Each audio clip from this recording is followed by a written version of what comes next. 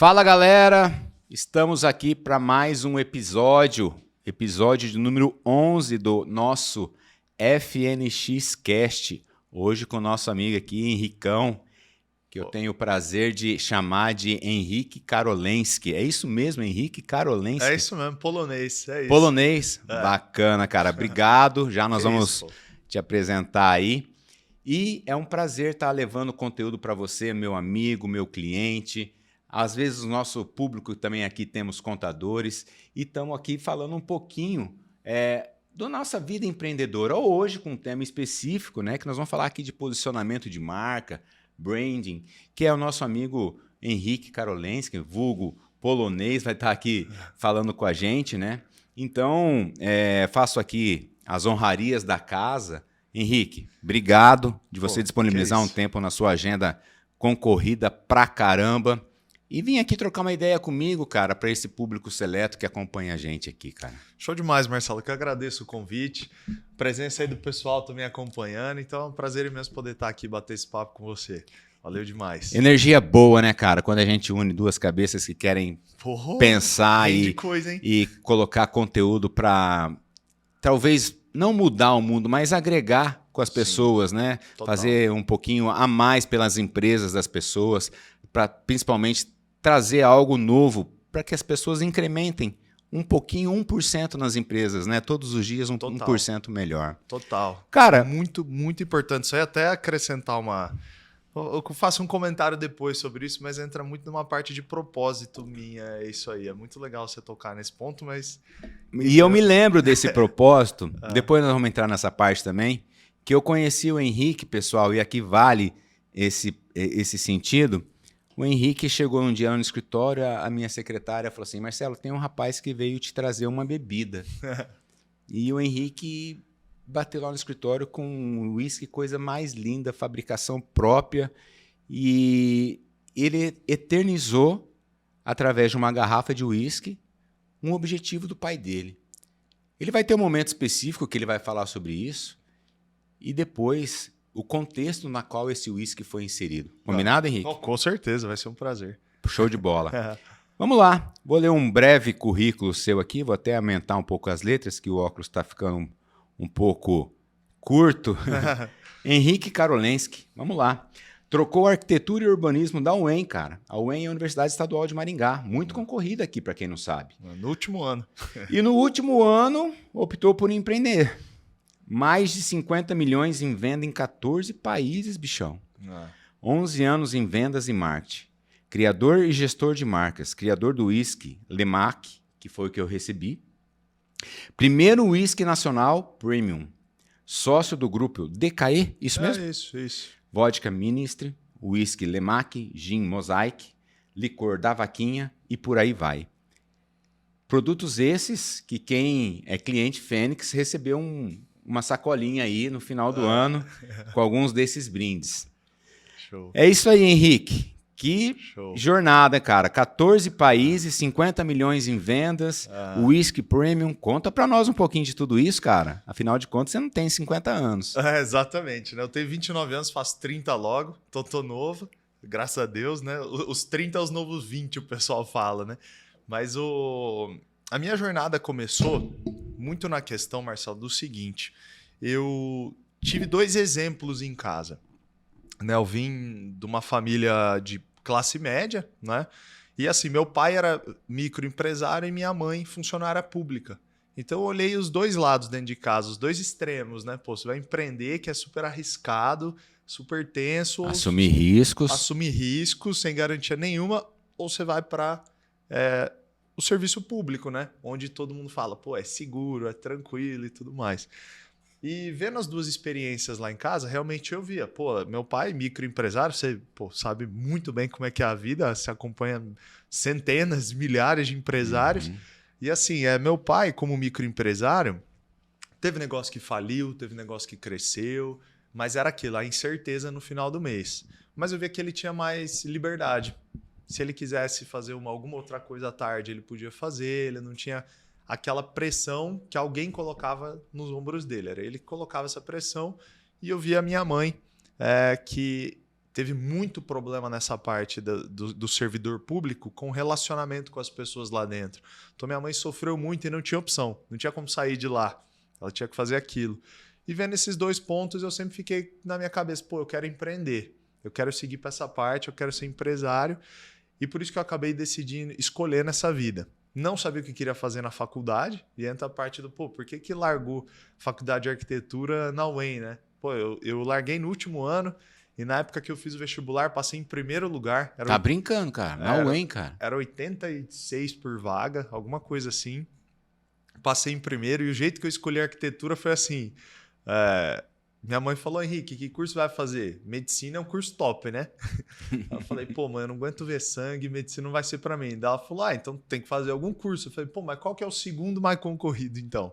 Ela falou, arquitetura. Eu falei, pode ser, vai esse. E aí fiz para arquitetura, entrei e assim, eu sempre gostei, até por isso hoje trabalho com isso, construção e criação de marcas, eu sempre fui muito dessa parte criativa. E eu gostei muito disso na arquitetura, só que o resto não me encantou. E aí, quando estava no segundo ano, eu já estava com a cabeça de largar. Só que aí eu conheci o empreendedorismo de fato lá, no segundo ano da faculdade, que foi quando eu estava buscando uma renda extra, não queria ser dependente financeiramente dos meus pais, estava buscando ganhar uma grana, e eu falei, pô, o que eu vou fazer? Meu curso é integral, aí... Fiquei sabendo, pensando assim, pesquisando, e falou, pô, é comprar alguma coisa e vender. É dinheiro rápido. Falei, pô, é isso aí que eu vou fazer então. E aí acabei entrando numa jornada muito show de realmente, em parceria com uma multinacional americana, com e-commerce e tudo, comprava o produto deles e revendia. E fiquei fazendo isso por anos, e aí realmente era produto da parte de nutrição, boa forma física, esse mercado que é gigantesco e que hoje está super em alta. Então eu pegava esses produtos, revendia pelo e-commerce, enfim, até com equipe de vendas também, e daí que foi 50 milhões em 14 países em venda. Então esse é um pouco da jornada aí de onde veio isso. Então ali no seu mundo, na sua infância, você viu o seu pai correndo altos riscos, mas com uma certa liberdade e com uma certa... Folga financeira ou não? Não, era apertado. Bem apertado. Era apertado, Mas a sua mãe com uma certa estabilidade, mas infeliz, vamos assim dizer. Exato. E nesse balanço ali, ainda assim, você vendo todo esse movimento, você optou por assumir riscos, porque empreender é assumir riscos. Completamente. Né? E empreender é trabalhar 24/7, sim, porque eu não sei você, mas eu penso no meu negócio, em todo a visão estratégica do meu negócio 24 horas por dia, 7 dias por semana, né? Como eu posso ser melhor, como eu posso melhorar tal projeto. Agora mesmo, antes de vir para cá, eu e o meu sócio Ferrari, a gente estava alinhando a gente tem alguns flows de processos, como a gente poderia melhorar a informação para chegar a um ponto que o cliente ficasse mais satisfeito com uma determinada demanda. E é o tempo inteiro isso. É o tempo todo, né? E mesmo assim você optou pelo empreendedorismo, né? Mesmo assim, porque eu sempre fui uma pessoa muito ativa também. Então, chegar em casa, por exemplo, esse trabalho das 8 às 6... Chegar em casa, ver uma série, ficar na TV e tal, não consigo. É até legal, mas não legal, é a sua praia. Respeito quem faz, claro. Tanto que isso, deixando claro, é uma questão de perfil. Não é o meu perfil. Sim, nada contra. Então aí eu realmente pensava, como é que eu posso fazer mais? Como é que eu posso fazer mais, ganhar mais, crescer mais? E é o que você falou, um pensamento constante na mente. Sim. E daí você foi ali para a parte da arquitetura, do urbanismo, que é show de bola. Eu acho show de bola também. Acho assim, respeitando, um puta curso que eu acho que é um dos mais difíceis realmente. Quando eu falo pessoal, vocês não têm noção do que é um currículo de Universidade Estadual de Maringá, em termos de cursos dos mais concorridos entre medicina, direito, arquitetura, urbanismo, engenharias, né? Todas elas ali. Mas vamos falar um pouquinho do nosso propósito aqui, que é branding, posicionamento de marcas. Henrique, fala para nós, cara, o que é posicionamento de marca e o que é branding? Fala essa definição para nós. Eu fico meio confuso. O que é branding? O que é marca? O que é isso, cara? É a mesma coisa, não é? Vamos lá. O grande ponto que as pessoas mais confundem é a questão de marketing e branding. Então a galera sempre confunde, pô, o que é marketing, o que é branding, né? É a gente pensar assim, branding é a construção da reputação de uma marca. Então, branding é o que as pessoas vão falar da tua marca quando você não está no ambiente. Marketing é a parte do convencimento. Então, campanhas de marketing são campanhas realmente para convencer as pessoas a tomar alguma ação. Seja comprar, seja visitar, seja isso, seja o que for. E o branding é a parte de construir a reputação da marca para que essa marca ela simplesmente consiga construir uma posição melhor, né? Um carinho, uma atenção, acho que o principal é a atenção na mente e no coração do consumidor. Então, quando a gente olha marcas maiores ou marcas menores, sempre tem uma marca que a gente se identifica mais, que a gente fala assim, pô, eu vou comprar essa e eu não vou comprar a do concorrente dele e tudo mais, né? Isso daí é um posicionamento de branding que foi bem feito, porque a gente escolhe marcas pelo jeito que a gente se identifica e se relaciona com elas, né? Tem marcas que têm, por exemplo, ações que acabam sendo negativas e tudo mais, que a gente fala, pô, essa marca aí eu nunca mais quero ver. Foi a reputação que essa marca passou para você, né? E essa reputação pode afastar ou pode atrair, né? O brand é o termo em inglês que significa marca. O branding é a gestão dessa marca. Vamos na prática. Vamos pegar aqui, ó. Vamos lá. Você tá com o seu Apple ali? Uhum. Eu tô com o meu Apple aqui. Uhum. Apple é a marca do nosso smartphone. É. Você compraria um outro smartphone? Não. Pô, lá em casa é tudo da Apple, bicho. Eu tô vendo. Você tem smartphone, relógio, MacBook, relógio, iPad. Eu só não tenho...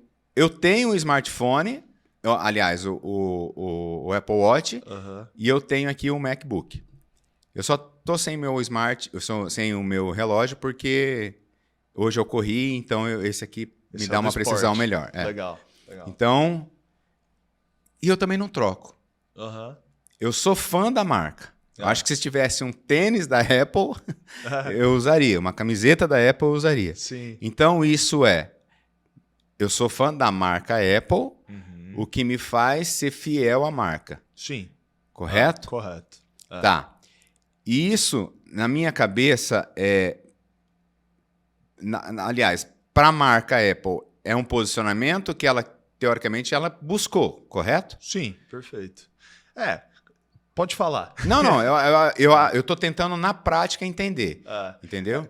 Quando a gente pensa em posicionamento, a gente sempre tem que pensar assim. É como se na mente do consumidor tivesse uma escada, certo? Legal. É como se tivesse uma escada na mente do consumidor. E nessa escada a gente sempre vai preferir o que está no topo dela.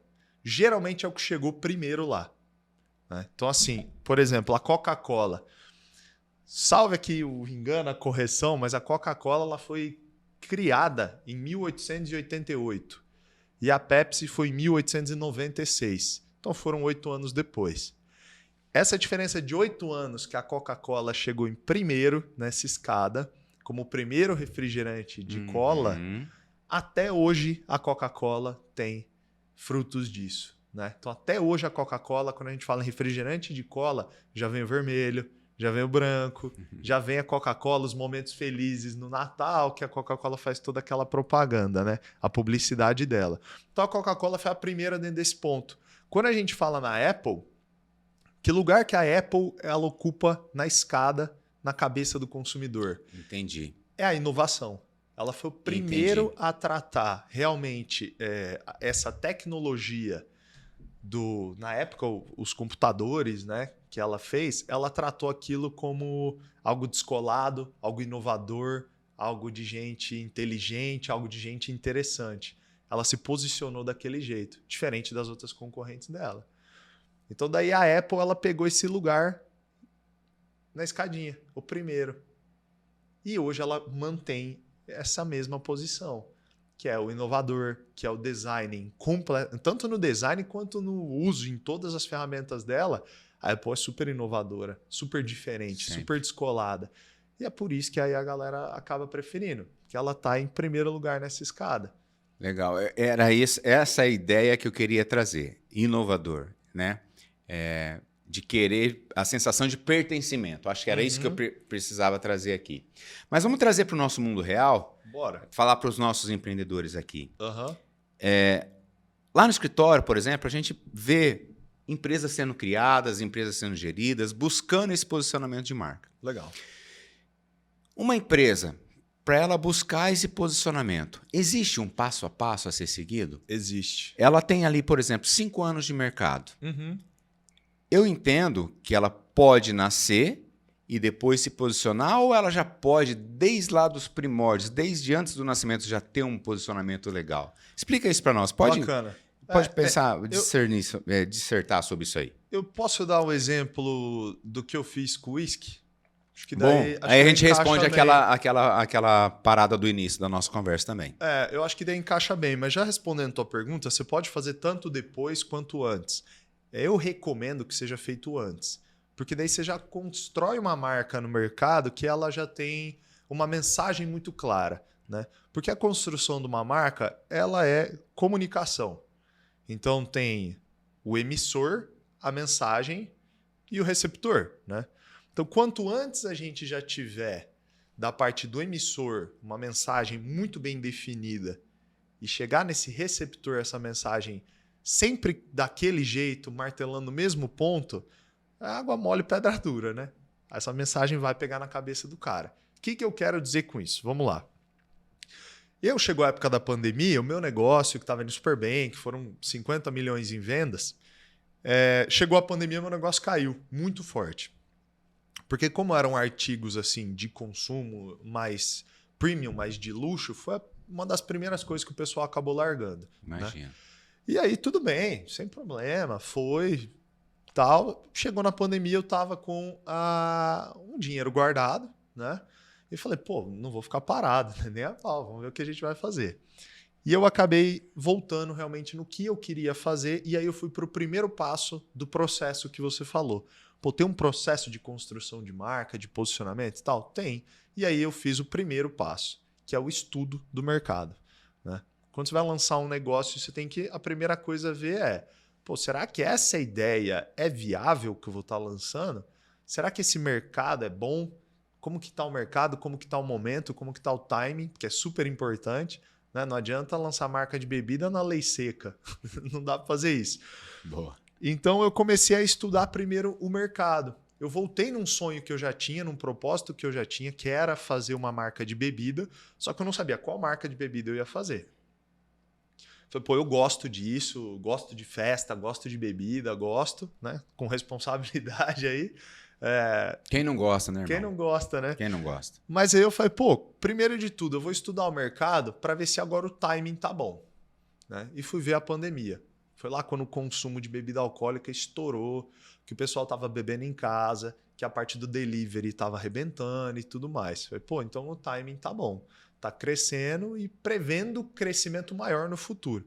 Beleza, timing tá legal. Vamos para o segundo ponto, né? Que era realmente daí ver qual era a bebida. Então foi um estudo do mercado, na questão do timing, e depois ver um estudo de como esse produto, qual produto que eu ia encaixar no mercado e ver se realmente aquele produto naquele mercado ia ser bom.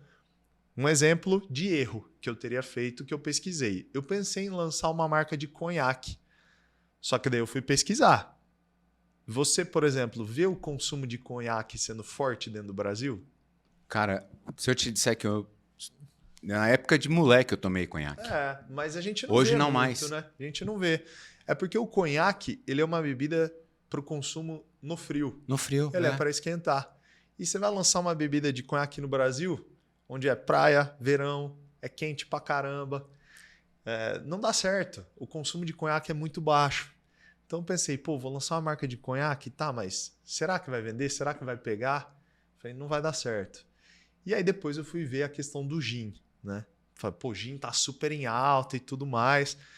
E aí, estudando e pesquisando o mercado novamente, eu fui ver, olhei e vi, pô, gin, já tá naquele ápice, o gin. Já tá no alto. Eu vou entrar nesse alto e competir com igual cerveja artesanal, que teve um boom muito forte. Pô, entrar com mais uma cerveja artesanal, vou entrar com mais um gin, para mim não faria sentido. E Maringá se tornou um polo da cerveja artesanal. Um polo muito forte.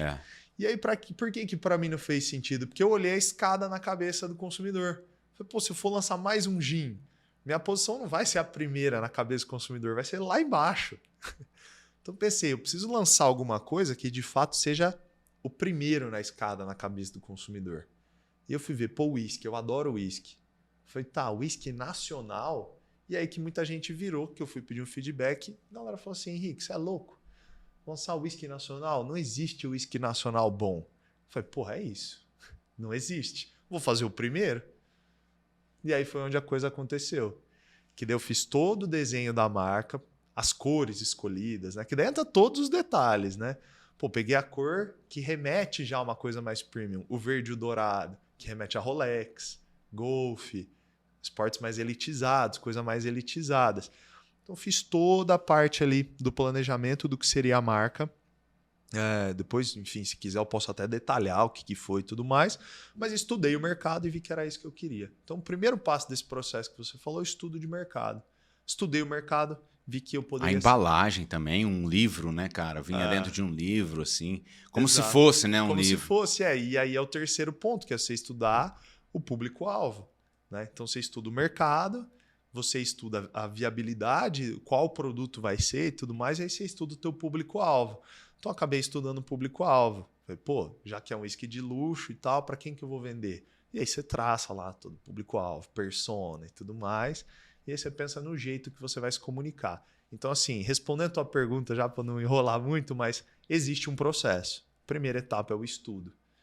Depois vem o planejamento, depois vem a execução, depois vem uma revisão. E tudo isso tem micropontos lá dentro que você vai vendo, né? Cara, eu acho isso muito bacana, porque assim, olha o trabalho que dá o posicionamento de um produto e de uma marca. Existe estudo, existe horas de dedicação. Não é simplesmente pegar um produto e jogar no mercado. Existe teorias que devem ser aplicadas, existe estudo de mercado para ver a aceitação daquele produto, as cores, depois nós vamos falar um negócio de cor também, de onde você quer chegar. E o que eu achei fascinante foi a escadinha da mentalidade do seu cliente. Onde você queria chegar, como você queria ser lembrado. E eu acho isso muito massa. Avançando um pouquinho nesse processo do whisky, aí você criou ali o whisky. E você tinha um produto, que era o whisky. E depois você avançou aqui dentro da DKE, aí você falou que que você depois estudou o gin e tal. E não sei se a gente pode falar, mas automaticamente você se fundiu, se uniu, né, a um grupo que você se tornou ainda mais forte por conta dessa construção. Isso. Não sei se você pode comentar um pouquinho sobre isso. Com certeza. O que acontece é assim, eu lancei o Whisky Lemac e sempre acho que é um recado... E ele tem duas versões, né? Na época eu lancei a primeira versão. Aqui foi aquela que eu tenho. Isso, que é a que você tem, que é o Lemac número 9, que é o mais número luxuoso, 9, isso, mais isso. elegante, assim. E aí, quando eu lancei o produto, desde o começo, por já ter tido um posicionamento de marca, um branding bem bacana, a aceitação no mercado foi muito alta. Gerou muita curiosidade. Esse foi um ponto que foi uma grande vantagem, que as pessoas acharam que seria uma barreira de, pô, tá louco, o whisky nacional não existe bom. E eu lancei o whisky nacional bom e falei, ó, tá aqui, compra e vê. Então a galera pagou para ver. Então, desde o começo, as vendas foram muito altas, esgotou o estoque muito rápido, e isso aconteceu umas 2, 3 vezes, de esgotar o estoque. Foi chegando no final do ano, isso foi em 2021, super recente. Chegou no final aí de 2021, com o Whisky Lemac, falou, pô, vem o Natal. E aí, pô, estudo de calendário, o Natal é onde a compra de whisky sobe muito forte. Falei, eu preciso alavancar a minha marca. Preciso pegar um investimento externo, aumentar meu estoque e aproveitar esse momento, né? Onde é o momento que as pessoas compram whisky para consumir, para presentear e tudo mais. E foi buscando alguns investidores que eu acabei caindo que na época era o Grupo Ministry, né? Eu tinha mandado, igual mandei para você algumas garrafas, mandei para outros empresários de Maringá, de fora e tudo mais. Então vi com um grupo de investidores né? Pô, e aí? Consigo um crédito aí? Aquele jeito, né? Uhum. E tava com algumas propostas na mesa. Só que aí depois, quando realmente tava de bobeira no Instagram, baita ferramenta para tudo, né? E aí eu tinha mandado um whisky para o empresário Joe Sendesk. Mandei para ele, ele pegou e falou: pô, Henrique, gostei e tal. Eu falei: vamos ver, né? Falei: tô com uma ideia aqui. Nem conhecia ele, né? Eu tô com uma ideia aqui, você não quer escutar? Ele falou: vem amanhã no escritório. Fui lá, falei, conversamos sobre o whisky e tudo mais. Ele falou assim: ó, Henrique, sua marca é muito legal, tal, não sei o quê. A gente quer comprar a tua marca. Falei: pô, cara, lancei minha marca agora, faz 4 meses aqui, já vender a marca e tal. Enfim, daí a gente fez toda uma negociação e foi quando aconteceu a fusão. E aí a empresa foi de grupo Ministry para grupo DKE, que daí deixou de ser Ministry Mosaic somente e acabou virando Ministry Mosaic Whisky Lemac. Então, E daí ali você agregou a vodka, o whisky, o gin, o licor. Lá já tinha vodka Ministry e o gin Mosaic, já tinha. Já tinha, né? Eu entrei com o whisky Lemac, número 9. Depois eu lancei o whisky Lemac 1993.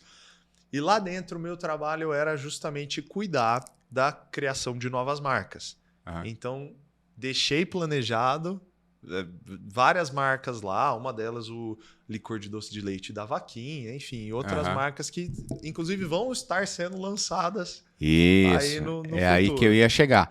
Então o seu papel lá é construir, fazer o brand e todo esse posicionamento dessas marcas e alavancar esse negócio também. Isso, construção de novas marcas. Boa. Todas na linha de bebidas. De bebidas destiladas, exato. Todas destiladas. E aí o que acabou acontecendo foi que no final do ano passado, até por algumas questões de propósito e objetivos e tudo mais, eu hoje tenho minha posição como sócio lá no Grupo DKE, mas eu não trabalho mais ativamente lá na operação, né? Deixei as marcas, ainda dou todo o meu suporte, dou todos os pitacos ali, mas é que por objetivos de até morar um tempo fora do Brasil e tudo mais, alguns objetivos, eu me desvinculei da parte operacional de lá. Uhum. E antes mesmo de eu sair da parte operacional de lá, algumas marcas já vinham buscar consultoria e tudo mais para essa parte da gestão das marcas, né? Tanto marcas pessoais acabaram vindo, marcas de bebida destilada e até outros negócios também acabaram vindo. Pô, Henrique, como que faz para atrair mais cliente? Ter uma reputação melhor para minha marca, alavancar e tudo mais. Então, eu acabei pegando essa parte de consultoria, né? E acabei me apaixonando por esse mercado. Mas aí você vai para não só para bebidas, vai para outros tipos de negócios também, de posicionamento de marca, brand, essas coisas assim. O processo é o mesmo. O processo é o mesmo. Entendi. O processo é o mesmo. Entendi. Henrique, aí, curiosamente, a gente pegou um gancho numa pergunta que ia fazer aqui para você. Ó. Existem tipos de posicionamento de marcas que as empresas podem seguir? Sim, existe. Você pode citar pelo menos algumas aí para a gente? Sim, com certeza. Quando a gente pega alguns mercados, por exemplo, eles se posicionam como preço. Então, é o preço mais baixo. Pô, vem aqui no meu supermercado. Esse é um tipo, o posicionamento pelo preço. Vem aqui no supermercado que o nosso preço é mais baixo. Então, às vezes as pessoas acham negativo ficar brigando por preço e tudo mais. Mas não, tem modelos de negócio que o planejamento é esse. É ser o mais barato. Sim. Né? Então, esse é um tipo de posicionamento. Outro tipo de posicionamento que pode existir é também o mercado de luxo, onde você não agrega pela questão do preço ou do produto em si, mas você começa a agregar pela parte do sentimento, do propósito, do valor, dessa parte mais intangível, né? Que é quando você pega marcas, por exemplo, como uma Louis Vuitton, enfim, grandes marcas daí que você pega. Então você começa a ver, uma marca de luxo, por que uma bolsa vale 50 mil reais? Porque ela não agrega no tangível, né? Claro que o produto tem qualidade e tudo mais, mas é que existem valores intangíveis lá.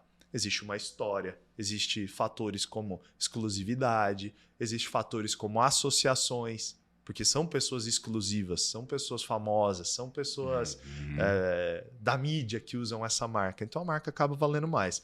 Então existe por preço, existe o mercado de luxo, existe também um posicionamento por exclusividade, que quer atender somente um nicho muito específico. E aí a gente pode pegar, por exemplo, marcas como produtos para vegetarianos.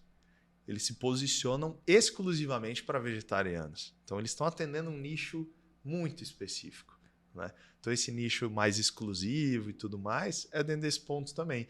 Então assim, o posicionamento ele pode ser feito de várias maneiras, né? Existem várias estratégias que você pode fazer, e esses são alguns dos exemplos dos vários que podem ter, né? Entendi.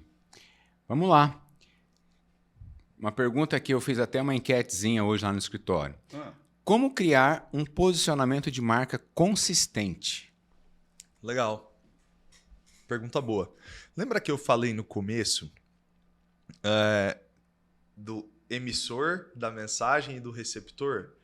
É importante que o emissor, quem está enviando essa mensagem, ele tenha muito bem definido seus valores, seu propósito e a mensagem que ele quer passar. Então vamos pegar, por exemplo, um escritório de contabilidade, né?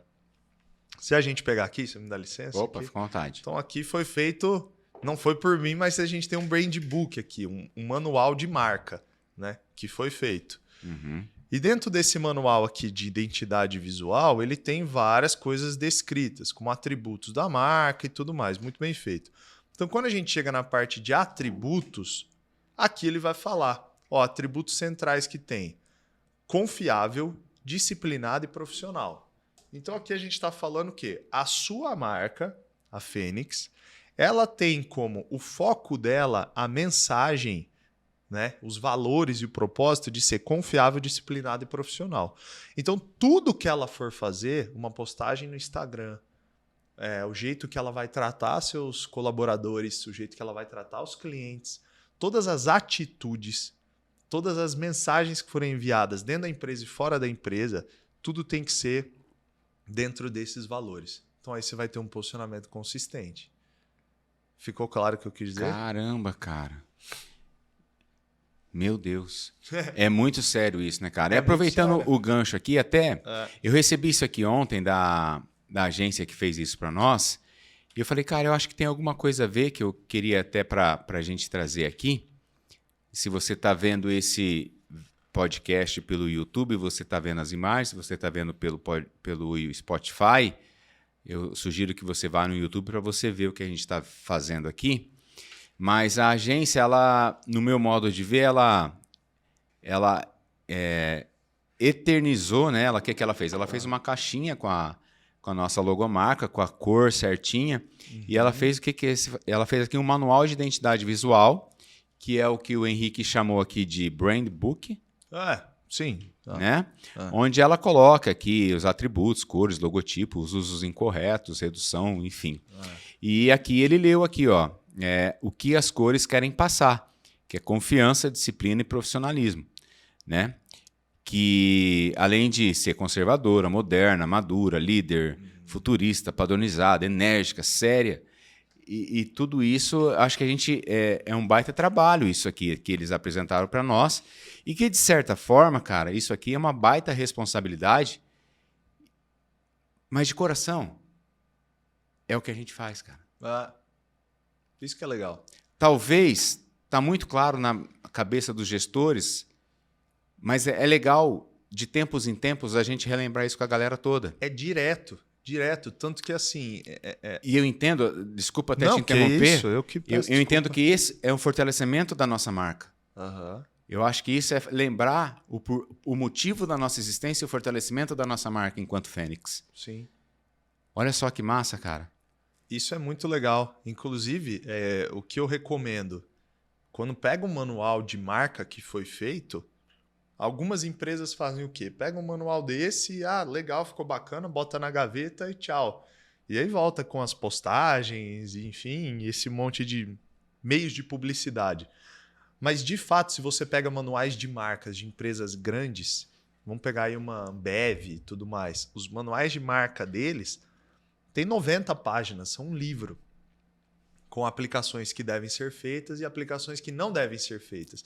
Porque, querendo ou não, esse manual da marca é um manual de conduta. Então, é assim, ó, isso aqui é o que a gente faz, né? Então, toda vez que for fazer uma postagem no Instagram, o pessoal do marketing tem que pegar isso aqui, olhar e falar assim, ó, será que eu estou sendo confiável nessa minha postagem? Se não estiver sendo, não pode fazer. Então, é um manual de conduta de toda a empresa, de todos os colaboradores, porque esse é um posicionamento consistente.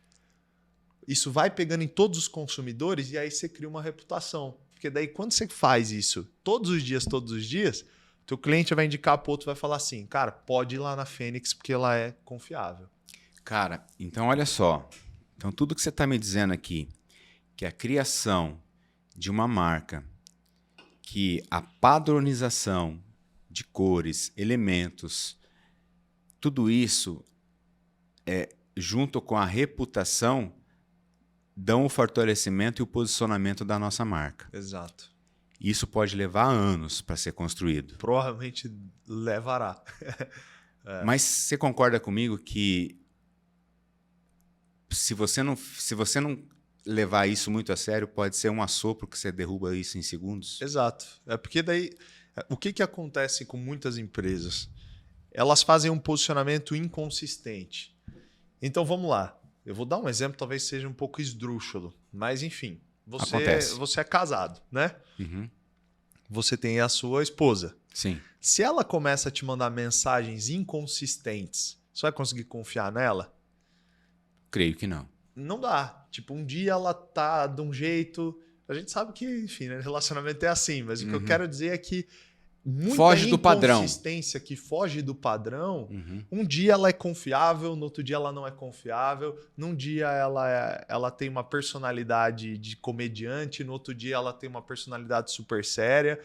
Isso aí tem gente que trata até como distúrbio, né? Pessoas que têm várias personalidades e tudo mais. Então, essas mensagens inconsistentes confundem o consumidor.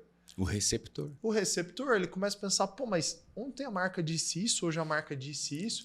E às vezes quando a marca assume um posicionamento muito neutro também, a pessoa não liga, porque tá cheio de coisa neutra hoje em dia. Completamente. Hoje as marcas, elas estão tendo que assumir posições que antes elas não deveriam assumir. Levantar bandeiras, defender posicionamentos, né? Hoje a gente vê muito questão, por exemplo, de sustentabilidade, né? Pô, defender o meio ambiente e tudo mais, defendem esse ponto.